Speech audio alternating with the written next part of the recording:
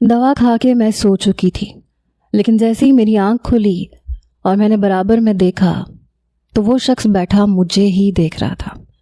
پھر وہ میری پیشانی کو اپنے ہاتھ سے چھو کے دیکھنے لگا، پھر کہنے لگا اب بخار پہلے سے کم ہے تمہارا۔ میں نے فوراً سے اس کا ہاتھ اپنی پیشانی سے پیچھے کیا اور اٹھ کے بیٹھ گئی۔ وہ کہنے لگا تمہیں پتہ ہے نا میرا تم سے رشتہ کیا ہے؟ میں نے کہا میں اس زبردستی کے رشتے کو نہیں مانتی جو بندوق کی نوک پہ کیا جائے۔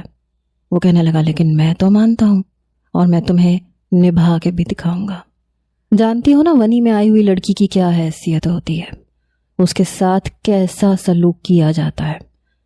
میں نے کہا دیکھنے میں تو اچھے خاصے پڑھے لکھے لگتے ہو تم، کیا تم ان فرسودہ باتوں کو مانتے ہو جن کی اسلام میں کوئی حقیقت نہیں؟ وہ کہنے لگا میں پنچایت کے فیصلے کو مانتا ہوں۔ میں نے کہا وہ کون تھی تمہاری جسے میرے خاندان کے کسی مرد نے مار ڈالا؟ مجھے تو کبھی ایسی کوئی خبر نہیں ملی، میں نے کبھی کسی کے منہ سے کچھ نہیں سنا۔ مجھے نہیں لگتا کہ میرے دادا، میرے والد یا میرے چچا نے کچھ ایسا کیا ہے۔ وہ کہنے لگا تمہیں یہ بھی نہیں پتا؟ میں نے نفی میں سر ہلایا۔ میں نے کہا مجھے کچھ نہیں پتا، میں یہ بھی نہیں جانتی کہ میرا نکاح تم سے بچپن میں کیا گیا تھا یا پھر میں تمہاری امانت تھی۔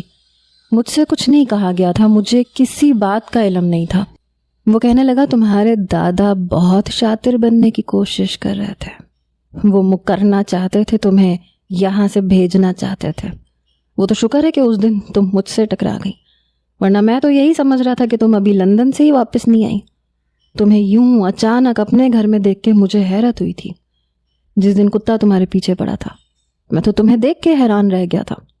تمہارے جانے کے بعد میں نے تمہارا پیچھا کیا، پھر جا کے پتا چلا کہ قصہ کیا ہے۔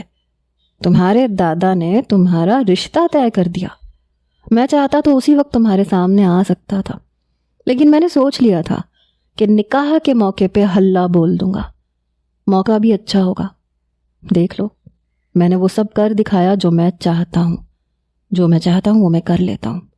تمہارے دادا، تمہارا باپ مجھے روک نہیں سکتا۔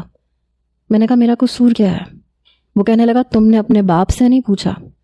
چلو میں تمہیں تمہارا قصور بھی بتا دیتا ہوں۔ تمہارے باپ کی شادی میری پھپھو سے ہوئی تھی جن کی تم بیٹی ہو۔ یہ سن کے مجھے حیرت ہوئی، میں اسے حیرت سے دیکھنے لگی۔ پھر اس نے سائڈ ٹیبل کا دراز کھولا، سگریٹ کی ڈبیاں نکالی، ایک سگریٹ اپنے منہ میں رکھ کے اسے لائٹر سے جلایا، پھر کہنے لگا میں اس وقت 14 سال کا تھا جب پھپھو کی شادی ہوئی تھی۔